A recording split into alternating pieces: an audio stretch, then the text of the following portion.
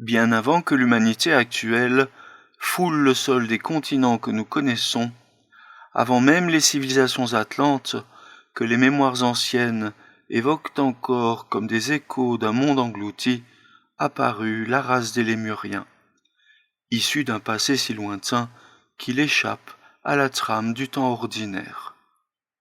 Rudolf Steiner les place au sein de la grande fresque de l'évolution de l'humanité, comme la troisième race mère, succédant à deux humanités encore plus anciennes, à demi voilées dans le mystère.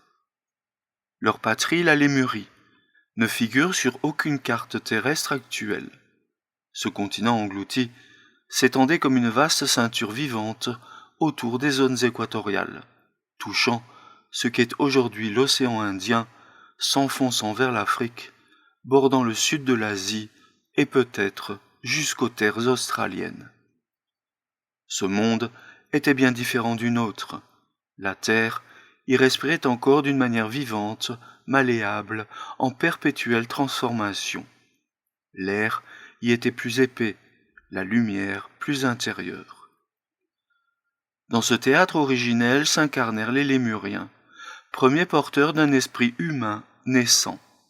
Leur origine marque un tournant fondamental. C'est à ce moment de l'évolution que l'être humain se détacha de la nature animale, non par une rupture physique, mais par une impulsion spirituelle. Une lumière, faible encore, mais distincte, s'alluma dans l'âme de la Lémurie. Et pourtant ils ne ressemblaient en rien aux hommes d'aujourd'hui. Ni leur corps, ni leur psyché ne se laissaient comparer aux formes humaines modernes. Leur aspect, leur mode d'être, leur manière d'agir, tout témoignait d'une phase de transition où l'humain se cherchait encore à travers les formes et les instincts hérités des mondes antérieurs. Steiner nous les décrit comme des êtres puissamment instinctifs, muets non par la mémoire ou la pensée, mais par une vie intérieure encore obscure, animée par des forces cosmiques que nous avons oubliées. La naissance des Lémuriens dans cette cosmogonie n'est pas un simple épisode de l'évolution biologique, mais une étape sacrée, où l'esprit descend dans la matière pour y imprimer la promesse d'une future conscience. Ils sont les premiers à porter en germe ce que l'humanité deviendra un jour. Les Lémuriens portaient en eux une âme encore voilée, comme un feu couvert de cendres, à peine attisée. Leur conscience, dans l'aube de son éveil, n'était pas encore celle de la mémoire telle que nous la connaissons. Ils percevaient, ils agissaient, mais ils n'en gardaient rien. Chaque sensation, chaque mouvement vécu, chaque geste accompli s'effaçait aussitôt, comme un reflet sur l'eau qui se brise à la moindre onde. Le souvenir ne s'était pas encore cristallisé dans leur être, le passé leur échappait comme un rêve au réveil, et seul l'instant présent animait leur souffle. Et pourtant ce n'était pas l'oubli passif d'une conscience déficiente, ni l'innocence animale d'un être soumis à ses instincts. Ce que Rudolf Steiner révèle, c'est que leur conduite, si elle ne procédait pas encore de la pensée ou du souvenir, émanait d'un instinct puissant, mais sacré, mystérieusement relié aux forces spirituelles originelles. Ce n'était pas l'instinct brut de la bête, aveugle et mécanique.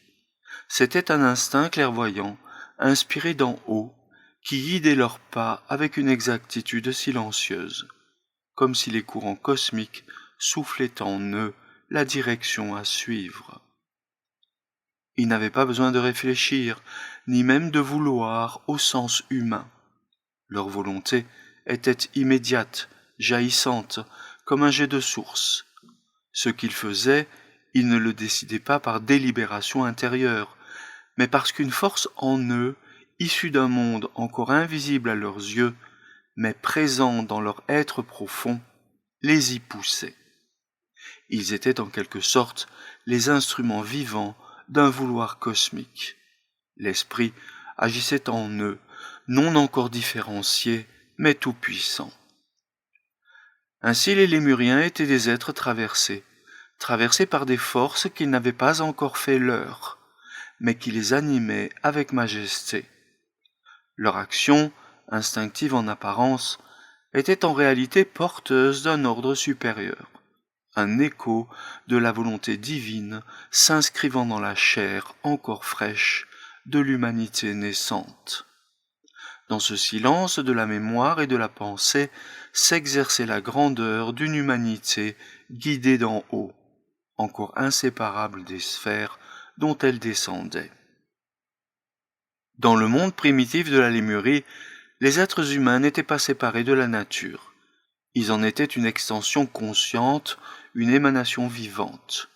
Ils vivaient non en opposition à l'environnement, mais en communion immédiate avec les forces cachées de la terre. Leurs gestes, leurs demeures, leurs techniques n'étaient pas imposés au monde extérieur, mais nourris d'un accord intime avec les puissances élémentaires, avec les courants subtils qui animaient les plantes, les eaux, les souffles. Parmi ces forces, une en particulier leur était accessible, la force germinative. Ce principe vital qui dort dans la semence et qui fait surgir la tige, le fruit, la floraison. Là où l'homme moderne brûle le charbon, dompte l'électricité ou sculpte la pierre morte, le lémurien éveillait la puissance dormante dans le vivant. Il savait, d'une science non réfléchie, mais innée, stimuler la force de croissance contenue dans les graines, les fibres, les sèves, et la détourner de son cours naturel pour en faire usage dans la sphère humaine. Ce n'était pas là une technologie mécanique, mais une magie naturelle, un art sacré fondé sur une compréhension instinctive des rythmes cosmiques. Par cette capacité, il pouvait mouvoir des véhicules, actionner des mécanismes, modifier leur environnement, non par force brute, mais en mettant en jeu les énergies mêmes qui font éclore une plante, qui font grandir un arbre. Leurs moyens de transport, que Steiner décrit comme flottant à faible altitude, ne fendaient pas le ciel par violence, mais glissaient dans l'épaisseur d'un air plus dense, guidés par des forces de lévitation que leur conscience pouvait orienter. Leur habitat, de même, n'était pas taillé dans la pierre ni coulé dans le métal. Ils ne construisaient pas au sens où nous l'entendrons, car ils ne s'arrachaient pas à la nature pour bâtir contre elle. Leurs demeures, si l'on peut les appeler ainsi, étaient tissées dans le vivant. Branches entrelacées selon une géométrie subtile, feuillages modelés sous l'influence de leur volonté, arbres guidés dans leur croissance pour former des abris, comme si la forêt elle-même s'inclinait devant leur présence. Vivre ainsi, c'était habiter la terre sans la violer, y inscrire sa trace sans l'arracher à ses rythmes. Les lémuriens ne plantaient pas leurs outils dans la chair du monde, ils murmuraient à l'oreille des éléments, et ceux-ci leur répondaient. Leur technique n'était pas séparée du sacré, elle était prière, agissante, en accord avec les puissances subtiles qui nourrissent toute vie. Le monde dans lequel évoluaient les lémuriens n'était pas une terre telle que nos sens l'appréhendent aujourd'hui. Ce n'était pas une planète figée, compacte, stable, mais un organisme vivant en pleine métamorphose, un berceau encore fluide en perpétuelle respiration cosmique. L'atmosphère était plus dense, presque palpable, comme un fluide lumineux gorgé de force vitale. L'air que les lémuriens respiraient était un élément intermédiaire entre la vapeur et la lumière, une substance vivante qui transportait les courants de l'esprit autant que les souffles du monde. Dans cette épaisseur vibrante, la parole humaine n'était pas seulement sonore, mais créatrice, et le moindre souffle se chargeait d'intentions magiques. Le ciel n'était pas encore un vide bleu au-dessus de leur tête, mais un voile animé, vibrant des volontés divines. L'eau, quant à elle, n'était pas encore liée par la densité que nous lui connaissons. Elle était plus fluide, plus subtile, presque éthérée. un élément réceptif et malléable qui participait aux œuvres humaines et naturelles avec docilité. Elle pouvait être canalisée, orientée, éveillée à l'action par de simples gestes ou par des forces vitales projetées par l'esprit. Elle n'était pas un obstacle, mais une collaboratrice vivante. Quant à la terre elle-même, elle n'était pas ce socle rigide et minéral que nous foulons. La matière n'avait pas encore durci dans la séparation du spirituel. Elle demeurait plastique, en formation, douée d'une certaine souplesse organique. Les montagnes, les sols, les formes terrestres n'étaient pas fixes, mais pouvaient encore s'ajuster lentement aux forces en jeu dans le monde humain. Ce sol mouvant, cette terre malléable, était encore sensible à la volonté cosmique, et parfois à celle de l'homme. Dans un tel environnement, la vie des Lémuriens se tissait à même le vivant, sans rupture. Il n'existait pas de ville, de murs, de fortifications. Aucune frontière n'était dressée entre l'homme et la nature. Ce que nous appelons habitat prenait la forme de colonies-jardins, des lieux où la végétation, guidée avec art et instinct, formait des abris, des voies, des clairières vivantes.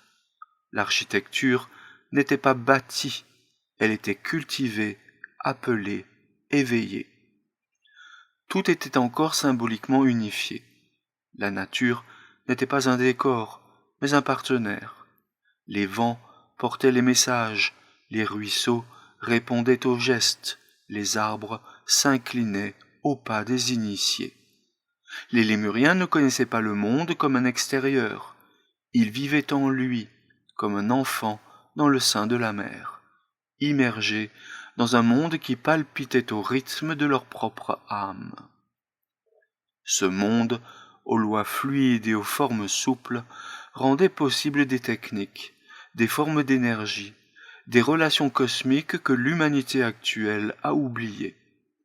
Et lorsque ce monde se solidifia, se durcit et se densifia, une époque s'acheva, et avec elle le règne visible des Lémuriens.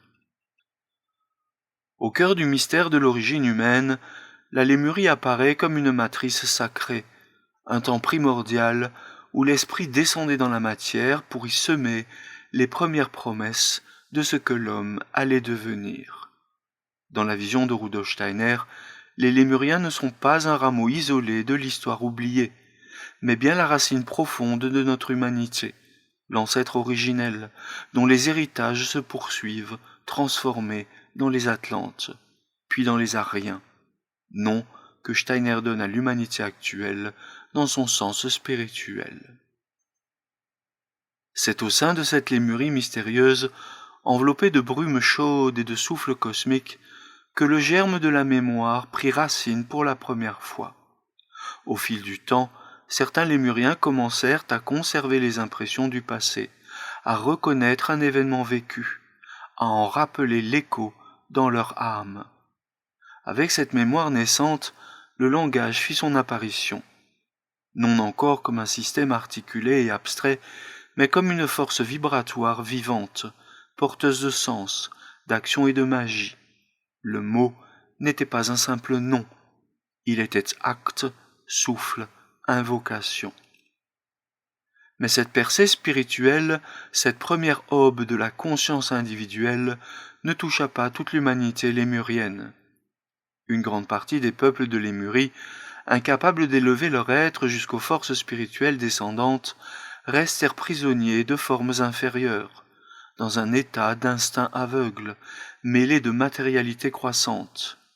Ils dévièrent du chemin d'évolution, sombrant dans une sorte de lourdeur, de torpeur spirituelle, et finirent par se détériorer, tant physiquement que moralement. Mais une minorité éveillée, porteuse du germe d'un avenir supérieur, fut mise à part. Sous la conduite silencieuse de grandes entités spirituelles, ces êtres furent préservés, éduqués intérieurement, guidés. Ce sont eux qui donnèrent naissance à la race suivante, celle des Atlantes, sur une terre nouvelle, entre les actuelles Amériques et Europe.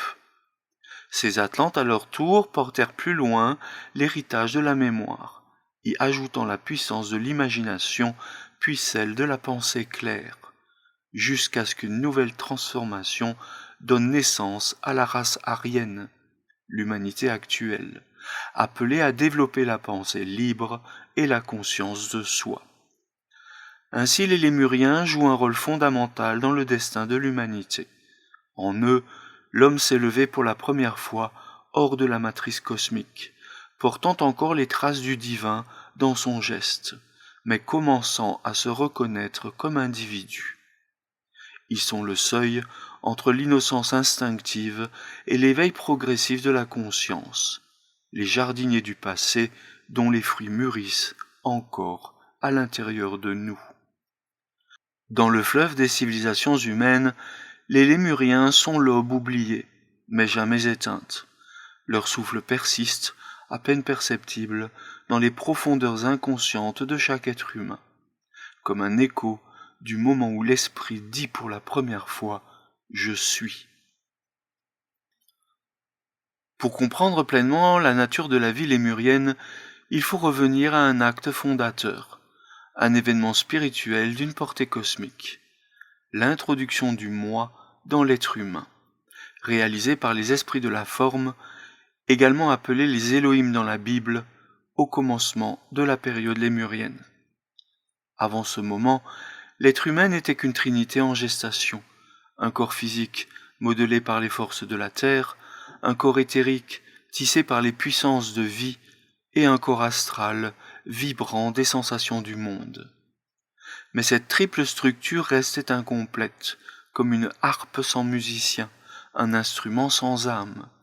Ce n'est que lorsque le moi, le noyau éternel de l'individualité humaine, fut inséré dans cette architecture subtile que l'homme devint porteur de son propre devenir.